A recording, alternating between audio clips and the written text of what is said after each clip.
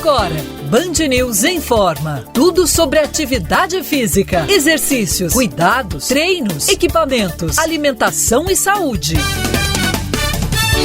Band News informa. Com Camila Hirsch e Bruna Baroni.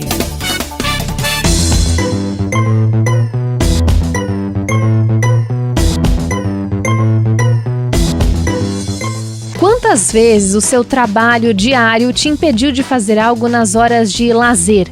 Porque você estava cansado, desmotivado ou, pelo contrário, estressado demais para fazer qualquer outra coisa fora das 8, 10, 12, 14 horas de trabalho. Se alguém te dissesse que tem dedicado a vida exclusivamente ao trabalho, você responderia que essa pessoa está doente? E se com o tempo essa dedicação total se transformasse em completa inércia, a ponto de a pessoa não conseguir mais cumprir as tarefas por esgotamento mental, ou tal do burnout? Como a gente pode evitar chegar nessa situação? E de que maneira o nosso conhecimento sobre saúde mental, sem preconceitos, pode nos ajudar a ter uma vida de saúde plena? Seja bem-vinda, seja bem-vindo a mais uma edição do Band News Informa, comigo, Bruna Baroni, e a nossa professora, mentora, treinadora, Camila Hirsch. Olá, Bruna. Olá, ouvintes. Acho que um papo bastante instrutivo e que pode alertar as pessoas de alguma situação que às vezes elas nem percebem que elas estão, né? A gente vai falar um pouco sobre trabalho, como a relação que as pessoas realmente têm nessa vida, o quanto a gente se cobra, como que a gente consegue ter saúde dentro disso tudo e buscar o famoso equilíbrio, né? Então eu acho que hoje a gente tem aqui um convidado muito especial para ajudar a gente a detectar isso tudo e a fugir de uma situação como essa. O nosso convidado de hoje é o médico, advogado, palestrante, diretor do Centro Brasileiro de Pós-Graduações e autor do livro O que Ninguém Te Contou sobre Burnout, Marcos Mendanha.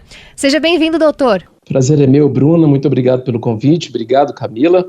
Bom, doutor, eu queria que a gente começasse definindo algumas coisas. Acho que a primeira de todas aqui é a síndrome de burnout. E já emendar também com uma pergunta se é considerada ou não uma doença, essa síndrome. Você começa com perguntas maravilhosas, que não são pacificadas, especialmente na arena pública, no ambiente das redes sociais. E aqui falo, inclusive, como médico, falo como advogado, mas especialmente como diretor de uma instituição de ensino. Então eu não posso me afastar das melhores referências. Bruna, quando alguém te perguntar o que é o burnout, eu sugiro a gente devolver a pergunta para esse interlocutor, perguntando de que burnout você está falando. Porque existem vários correndo aí na praça, viu? Começo com o mais simples, que é o burnout do senso comum. É esse que você encontra uma pessoa no elevador, numa sexta-feira, e ela fala, nossa, essa semana eu trabalhei demais, estou com burnout. Então, é o que virou sinônimo de qualquer cansaço, que já entrou no linguajar popular. Do ponto de vista técnico, a gente pode elencar 3 tipos de burnout. Primeiro, de um psicólogo lá na década de 70 chamado Freudenberger, que é considerado o pai da síndrome. Foi ele que falou pela primeira vez em síndrome de burnout. E é interessante que para ele, burnout podia ser de qualquer coisa, relacionamento conjugal, relacionamento entre pais e filhos gerando um esgotamento, podia ser burnout de ética na vida pública, poderia ser burnout de recursos do planeta, e de qualquer coisa. Ainda na década de 70 aparece uma outra pesquisadora chamada Maslach, e ela sim coloca o burnout diretamente relacionado ao trabalho. É a partir de Maslach que aparecem os 3 pilares do burnout que nós consideramos hoje, que é exaustão, um distanciamento afetivo do trabalho e, por último, uma falta de eficiência, uma ineficácia. O problema do burnout de Maslach é que ele não diferenciava muito o burnout de uma depressão, de um transtorno de ansiedade. Acabava que tudo entrava no bojo do burnout.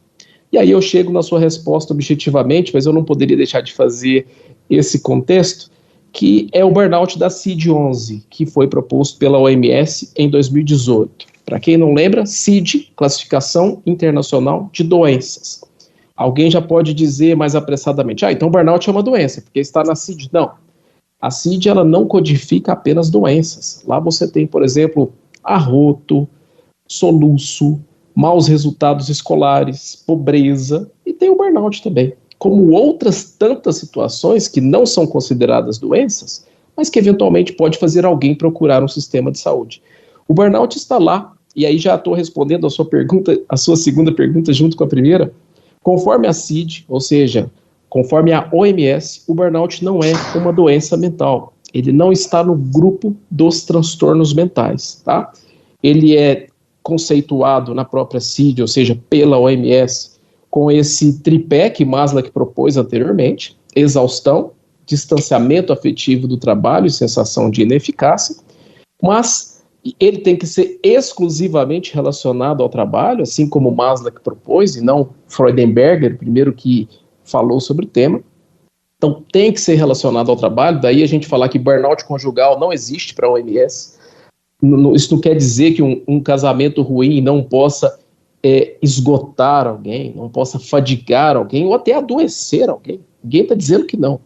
Mas para que eu chame de burnout, cujo a tradução para o português é esgotamento, eu preciso estar falando de algo relacionado ao trabalho. E o que a OMS fez, na minha opinião, de mais importante? Ela diferenciou o burnout das doenças mentais. Ou seja, depressão é doença. Então, se a pessoa tem depressão, ela não tem burnout. Ah, Marcos, mas você está querendo dizer que o trabalho não pode causar depressão? Não, a depressão pode ser relacionada ao trabalho. Eu estou querendo dizer que, conforme a OMS, a depressão é mais grave, por isso que ela é considerada uma doença, algo que burnout não é. Assim como o transtorno do pânico, transtorno de ansiedade generalizada, são capítulos diferentes que a OMS coloca. Eu ia perguntar exatamente isso, Marcos, porque assim, o estresse é o acúmulo de estresse que provavelmente vai fazer que a pessoa chegue nesse ponto, é isso? Mas não quer dizer necessariamente que a pessoa esteja só estressada, teve uma semana puxada, então, nossa, que nem você falou, entrou no elevador, alguém falou, trabalhei muito essa semana, não quer dizer que ela esteja com burnout, e cada um tem o seu limiar também, né, ou não? Porque é uma coisa bem subjetiva, né? Exatamente, aí a gente já entra nas questões que envolvem vulnerabilidade. Agora, qual que é o tempo necessário para a gente falar, não, houve aí um estresse crônico, né? Porque o estresse agudo é aquele que nos acompanha desde a pré-história, que está mais relacionado a um estado de alerta, né? Então, acabamos de ter um susto aqui, nosso coração dispara, a sudorese aumenta, a gente fica naquele estado de tensão, esse é o estresse agudo. Agora, no nosso cotidiano, no dia a dia, a cada e-mail que chega é um fator de estresse novo. Isso acumulado ao longo do tempo é o que a gente chama de estresse crônico. Segundo a OMS, o burnout está ligado ao estresse crônico. O Marcos precisa de quanto tempo? Não tem tempo. A gente vai avaliar clinicamente a pessoa. Se a pessoa tem um quadro de exaustão, e quando a pessoa está exausta, ela diminui os recursos físicos e mentais, ela começa a ter dificuldade de sono, fica mais irritada.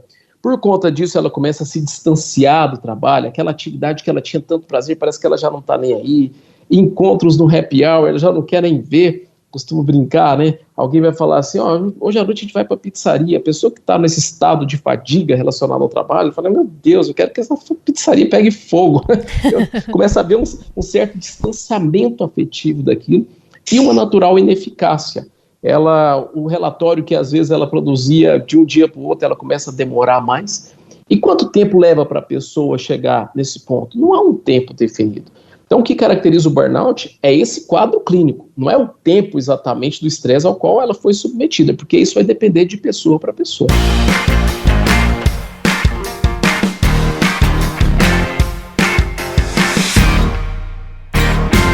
O Band News Informa está no ar, recebendo o médico Marcos Mendanha, professor, palestrante sobre saúde mental há mais de 15 anos, estudando esse assunto. E você comentava há pouco, né, Marcos, que a síndrome de burnout não está classificada ali pela Organização Mundial da Saúde como uma doença, um transtorno mental. Então eu queria pedir para você dar aqui algumas explicações de diferença entre essa síndrome e a depressão, que eu acho que pode ter muitas semelhanças, né, e as pessoas podem confundir. Bom, o que difere um fenômeno, um quadro clínico, uma síndrome de uma doença verdadeira, como é a depressão, ela está no capítulo das doenças ou transtornos mentais, é o grau de sofrimento, viu, Bruna? Então é o grau de sofrimento, prejuízo, tanto profissional quanto pessoal. É esse grau de sofrimento que vai me dizer se uma pessoa está doente ou não, tá? No burnout, o que nós temos do ponto de vista clínico? Uma sensação de esgotamento, uma ineficácia e um distanciamento afetivo. Ô Marcos, mas isso não pode gerar sofrimento? O que a gente tem que ver é o seguinte, esse sofrimento é proporcional ao estresse que a pessoa está. Quando eu digo que uma pessoa está fadigada, uma pessoa está esgotada, que é o quadro clínico que o burnout propõe, eu não estou dizendo que ela está em plena saúde. Então, saúde não é apenas ausência de doença, né? Ela não está gozando de plena saúde, mas do ponto de vista técnico, ela ainda não está doente, sabe por quê? Porque tudo se explica pelo estresse que gerou aquilo.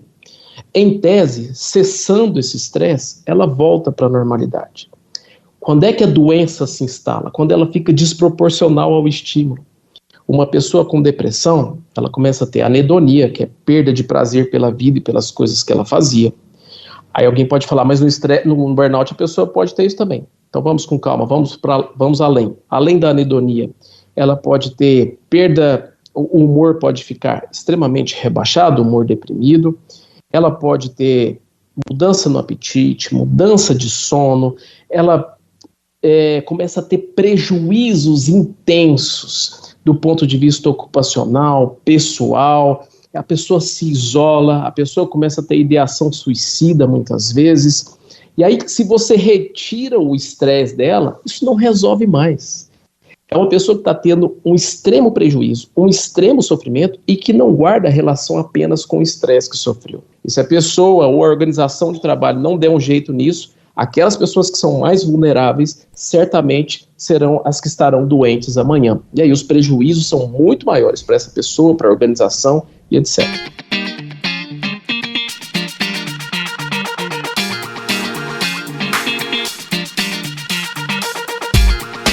O Brasil é o segundo país no mundo com os maiores índices de burnout, segundo a Organização Mundial da Saúde. Esse é o assunto de hoje do Band News Informa, que está recebendo o médico Marcos Mendanha, autor do livro O que Ninguém Te Contou sobre Burnout. Camila Hirsch, com você. Marcos, a gente sabe que a depressão tem uma parte química muito grande também, né? As pessoas, inclusive, acabam sendo medicadas e passando por psiquiatra e tendo uma certa recomendação de medicamentos. No burnout, existe alguns ou sintomas ou exames que a pessoa demonstra ali, fora essa comportamental mesmo do estresse, do esgotamento, do se sentir incapaz ou de render ou de entregar alguma coisa? Não, exames nenhum. Assim como nas doenças psiquiátricas, o diagnóstico é clínico, é conversando paciente com paciente. E o que esse paciente precisa ter? De novo, eu volto para a OMS. Ele precisa ter esgotamento e, por causa do esgotamento, é o principal pilar, é a principal dimensão do burnout. Por causa do esgotamento, ele vai ter distanciamento afetivo do trabalho e das pessoas do trabalho, o que a OMS também chama de cinismo, e vai ter uma diminuição da eficácia. A CID-11 ela foi traduzida para o português. E no português, o burnout está colocado como esgotamento. Aí eu passo até para o senso comum, não é difícil explicar isso. Talvez a gente, culturalmente, hipervalorizou o burnout. E a CID-11, que foi proposta em 2018, ela coloca o burnout no seu lugar. Como é que você trata o esgotamento? Até o senso comum dá essa resposta. Eu não preciso de remédio, eu preciso de um descanso efetivo. Quando eu tenho esse descanso efetivo, eu saio do esgotamento. É importante lembrar que nós vivemos num mundo onde os estímulos não faltam. Está ocorrendo hoje um fenômeno que é das pessoas voltarem das férias mais cansadas do que quando saíram. Por que isso está acontecendo? Um dos motivos, não único, é a hiperconectividade. Já teve a experiência de chegar em casa e falar, hoje eu vou descansar? E aí você tirou o sapato, deitou no sofá e começou a correr o feed da rede social que você mais gosta? Ali passa 1 hora, você achou que passou 10 minutos, e ao final dessa 1 hora você está mais cansado do que antes. Isso o mundo inteiro está estudando com o nome de fadiga das mídias sociais. O nosso cérebro não está evolutivamente preparado para tantas informações. Por que eu estou dizendo isso? Porque se é verdade que a gente passa 1/3 da vida no trabalho, tem 2/3 da vida que estão fora do trabalho. O que a gente está fazendo com esses 2/3? Renato Russo estava certo. Disciplina é liberdade. Até para descansar hoje nós precisamos ter disciplina com o celular na nossa mão. Então, O tratamento do burnout, efetivamente, vamos chamar pelo nome que o OMS coloca, o tratamento do esgotamento é o descanso efetivo. Isso envolve questões organizacionais e pessoais, tá? Quando a doença se instala, aí que eu penso num tratamento psicoterápico e medicamentoso, tá? E de novo, o trabalho pode gerar essas doenças, como depressão, transtorno de adaptação, etc. Uhum. Tem uma coisa aqui que eu acho legal falar para os ouvintes, para a gente aqui, Marcos. Então, na verdade, as pessoas não podem confundir o burnout com relações tóxicas ou abusivas dentro do trabalho. Isso é uma outra coisa. Às vezes a gente encontra com pessoas que falam assim, nossa, a pessoa está com burnout, mas também porque o chefe é uma pessoa completamente que exige, ele é tóxico, ele tem um discurso, trata as pessoas. Aí pode ser até que a pessoa esteja em burnout por causa disso, mas existe um outro problema aí de relação, né? É que nós estamos falando aí de causas e consequências. O burnout seria uma consequência de um ambiente tóxico, mas não só por conta de um chefe que tem uma relação ruim. São 6, basicamente, pilares que uma organização precisa cuidar para não burnoutar ou adoecer ninguém. Evitar sobrecarga de trabalho, dar autonomia ao trabalhador, dar uma recompensa suficiente, inclusive recompensas intrínsecas, que é um bom relacionamento lá dentro, possibilidade de aprender com o trabalho, ter orgulho de trabalhar onde trabalha, possibilidade de crescimento profissional, sentimento de comunidade, isso é importantíssimo, relações harmoniosas, de apoio mútuo, onde as pessoas se sentem de fato pertencidas, um ambiente, por exemplo, onde há assédio, segundo a revista The Lancet do final do ano passado, ele aumenta em até 3 vezes o risco de uma pessoa se deprimir pelo trabalho. Estamos falando de uma depressão, estamos falando de uma doença, um estágio mais avançado do que o burnout. Sentimento de justiça, por isso talvez o sistema público, às vezes, condena tantos os seus servidores ao adoecimento. E aí, o que pode explicar, digamos, o nosso apego ou a nossa zona de conforto, né, para não sair dessa situação? Eu vi, inclusive, um vídeo seu falando sobre o burnout de existencialismo, né, que é um pouco desse confronto aí com os valores da empresa e os valores da pessoa. Até o exemplo que você deu das redes sociais, a gente sabe que aquilo está fazendo mal, mas a gente continua fazendo, né? E por que é tão difícil sair dessa situação? Eu chamo atenção para o autoconhecimento. Tem um escritor alemão chamado Goethe, que diz que se há uma maneira de nos conhecermos é sabendo aquilo que nos alegra e aquilo que nos entristece. Então, quando você sabe que um determinado hábito pode te entristecer e no longo prazo pode te até adoecer, de repente você precisa tomar uma posição quanto a isso. Só que a resposta não é tão simples, porque vamos pensar um trabalhador, por exemplo, lá do sistema público, que está sofrendo assédio, mas ele, por outro lado, tem um emprego que é estável, ninguém vai mandar ele embora, e ele já fez contas, contando com esse salário, ele já tem que pagar a escola do filho. E há pesquisas que mostram que o assédio no ambiente privado, o trabalhador não aguenta mais do que 2 anos. No ambiente público, por conta da estabilidade, ele fica 7, 8 anos, até tomar uma posição. Olha o tempo que ele tem para se adoecer aqui. Então a gente vê aqui uma verdadeira armadilha da estabilidade. Observe que não é tão simples tratar isso, porque, num ponto de vista mais pragmático e cartesiano, seria apenas falar, ora, se não está fazendo bem para você, saia daí. Mas esse saia daí pode ter imensas repercussões para essa pessoa, né? Não conseguir pagar a conta da escola do filho, etc. Então, tudo isso é ponderado. Saúde, segundo a OMS, é o bem-estar em tudo, não apenas numa coisa só. Mas, Marcos, desculpa te interromper, você acha que existe aí uma mudança também na geração? Porque eu tenho a sensação, até trabalhando com pessoas mais jovens, que hoje o pensamento já é outro, né? Quando tem uma situação desconfortável, digo, a longo prazo mesmo, que a pessoa não vê mais sentido naquilo, é um pouco mais fácil, eu diria, dela sair do que pessoas de gerações passadas, né? Você acha que tem uma explicação aí também? É uma questão realmente geracional, concordo com você. Se décadas atrás era valor você entrar numa empresa e aposentar nela, hoje o valor mudou. Hoje o valor é você rodar de empresa. Você não fica muito tempo numa empresa e logo você está em outra, porque isso gera visibilidade, isso gera assunto, isso gera uma vida mais dopaminérgica, eu diria. Eu trago até um pouco da neurociência aqui. uma vida mais reta, onde você tem início, meio e o fim lá longe, tudo projetado, parece que caiu de moda. Não é à toa que a gente está no chamado mundo bunny, né?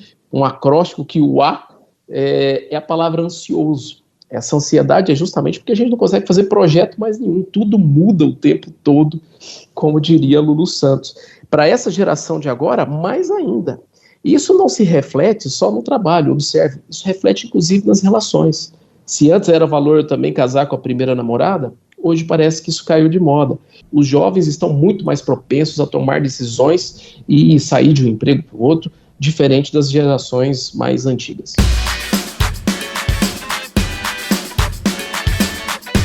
Saúde mental é o tema do Band News Informa. A gente está falando sobre síndrome de burnout com o médico Marcos Mendanha. Doutor, o diagnóstico do esgotamento mental é feito por quem? Quais especialistas?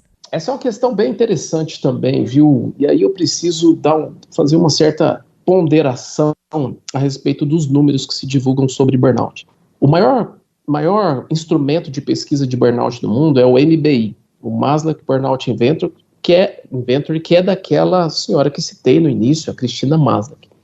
Ele é um questionário autorrespondido, é o próprio trabalhador que responde, e ele tem perguntas, por exemplo, você se sente exausto ao final de um dia de trabalho? Você se sente exausto quando vai para o trabalho? É o próprio trabalhador quem responde, tá? Qual que é o grande problema do burnout de Maslach? É que, por exemplo, se você entregar isso aqui para uma pessoa deprimida, que já está com uma energia vital baixa, ela também vai dizer que se sente exausta. Então, é um questionário que ele não diferencia o que é burnout do que é, por exemplo, uma depressão. Entra tudo lá dentro. E uma outra característica desse questionário é que ele não faz ponto de corte. Acima de tantos pontos tem burnout, abaixo não tem. Todo mundo que responde, em tese, tem burnout.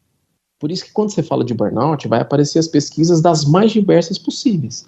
É importante a gente entrar um pouco mais adentro, com base em que está sendo feitas essas pesquisas. Porque você tem um diferencial muito grande a respeito de público. Então, talvez hoje, a melhor maneira de se fazer esse diagnóstico é exatamente como se faz o diagnóstico de uma depressão, entre examinador e paciente. No caso do burnout, quem que pode diagnosticar? Essa é uma pergunta extremamente polêmica, porque envolve questões corporativas, né? Uhum. Então, só para lembrar, o que é o burnout? A gente mesmo diagnostica, né? Os amigos, né? O parente, é isso. Falei, isso aí tá com burnout, pronto, já, né? O CRM já sai ali. Eu vou falar do burnout da OMS, tá? Que é o burnout que eu defendo. Só para lembrar, ele precisa ter exaustão, distanciamento afetivo e ineficácia e tem que ser relacionado ao trabalho. E a parte mais importante, tem que descartar doenças mentais. Aqui no Brasil vigora a lei do ato médico. A lei do ato médico diz que só pode dar diagnóstico de doenças os médicos. Então, conquanto o burnout não seja uma doença, por exemplo, os psicólogos poderiam pensar, eu posso fazer esse diagnóstico, tá tudo certo, porque não é doença, então eu não estou infringindo o ato médico. No entanto, você precisa descartar doenças. Quem é que descarta, senão aquele que pode comprovar? O que eu estou falando aqui até um pouco envolve direito, um pouco da minha formação jurídica, mas à luz do que temos hoje, para fazer o diagnóstico de burnout, você, pelo menos em alguma parte, você precisa do médico, que é para descartar transtornos mentais, porque burnout não pode ser um transtorno mental.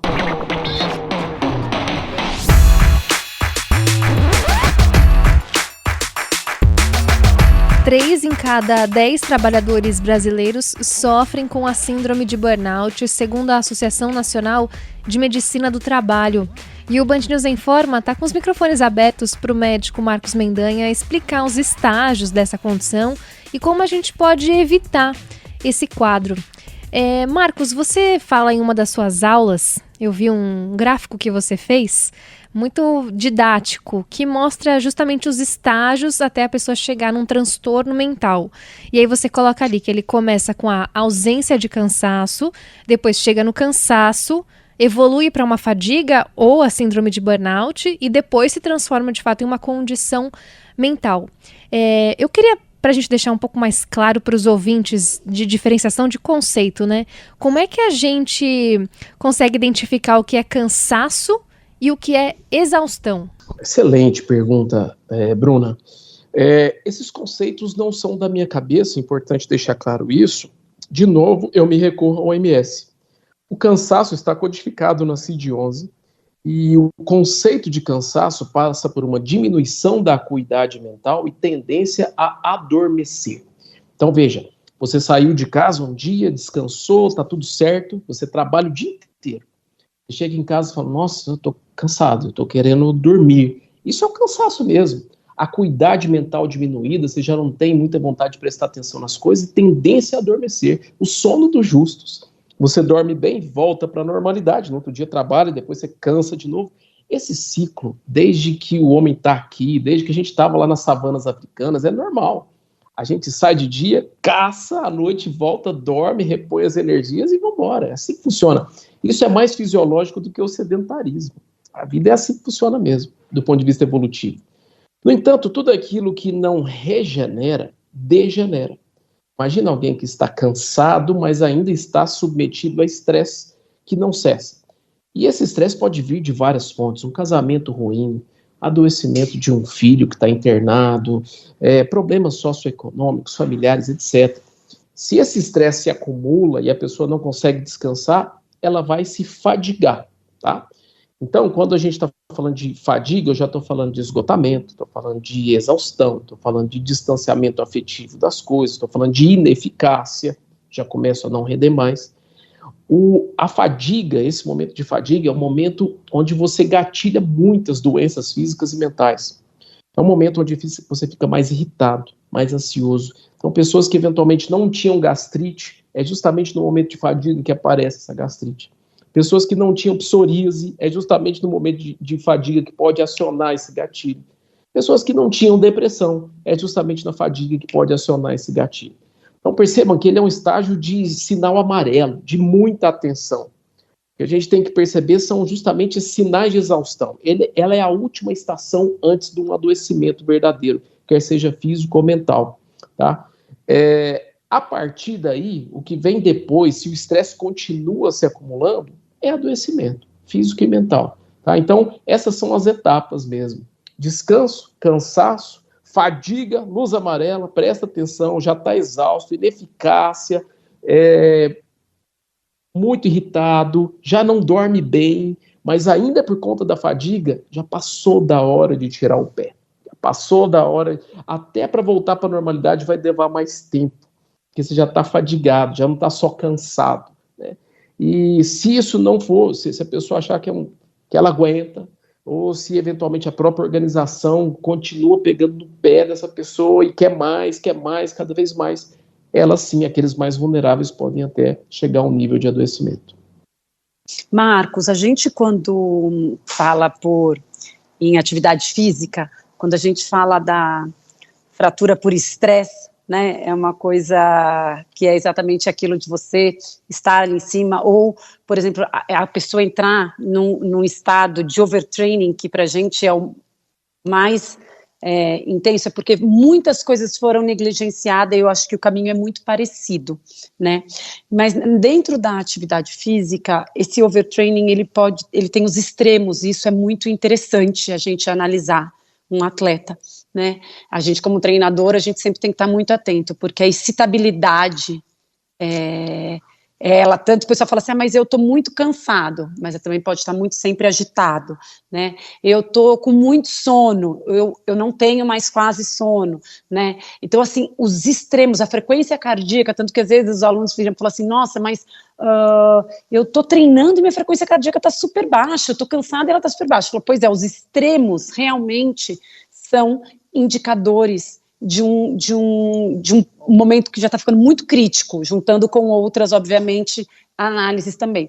Então, isso também acontece dentro do burnout, né? Para chegar nesse ponto, essa explicação toda, ou não, esses extremos não tem dentro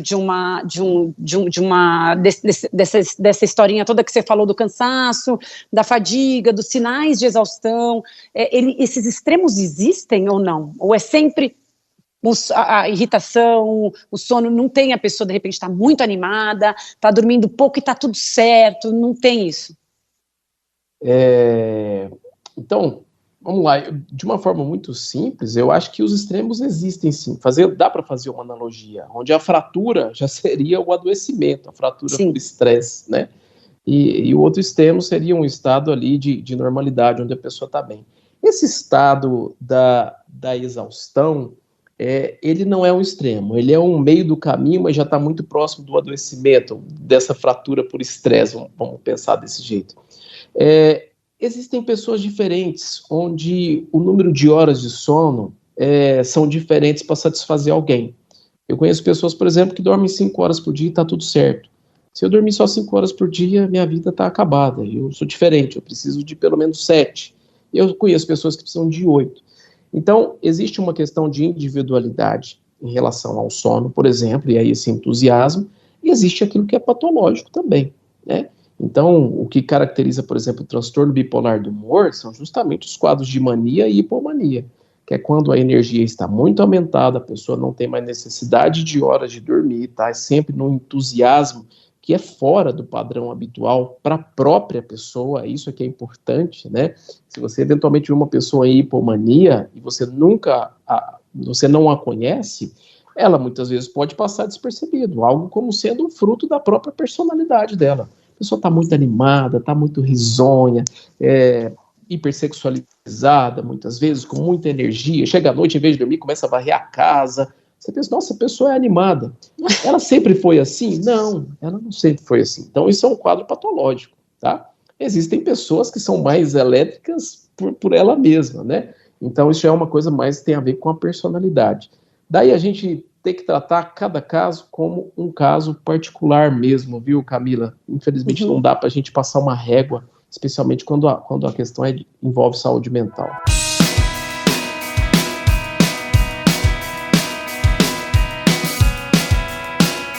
Bom, a gente falou muito aqui sobre os sinais, né, diagnósticos, definições de conceitos, mas acho que a gente pode finalizar, Marcos, com algumas orientações até para os ouvintes de como a gente evita chegar nessa situação.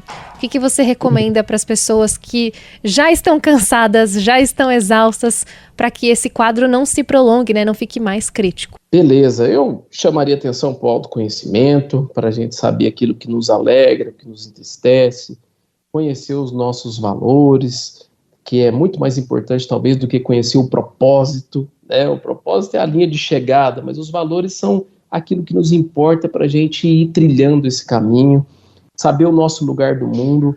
Eu acho que faz uma diferença imensa. Existe um conceito que se chama flexibilidade psicológica, que é justamente a maneira como a gente comporta diante de situações adversas, conhecendo nossos valores, os nossos princípios e valores, né? Tem uma música da Legião Urbana que diz assim: sempre precisei de um pouco de atenção, acho que não sei quem sou, só sei do que não gosto. Acho que não sei quem sou, não me conheço, não sei dos meus valores, talvez por isso eu preciso de tanta atenção. E hoje o mundo das redes sociais, onde o like é tão importante, às vezes a gente é levado a fazer coisas que não tem nada a ver com a gente.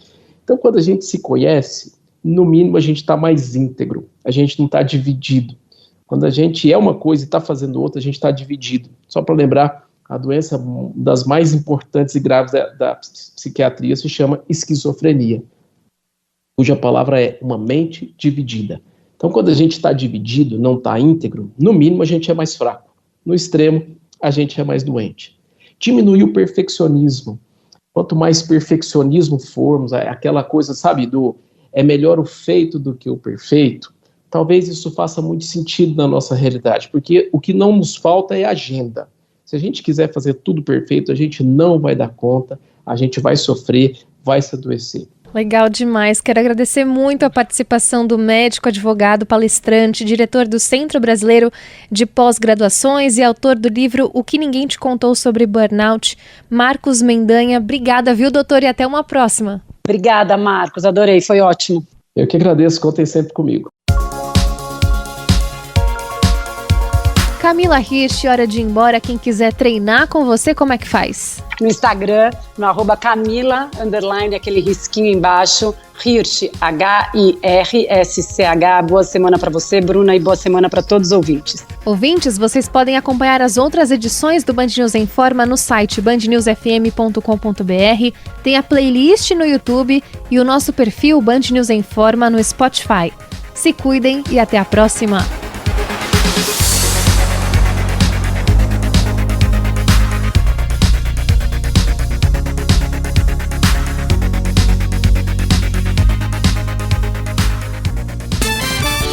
Você ouviu Band News em Forma.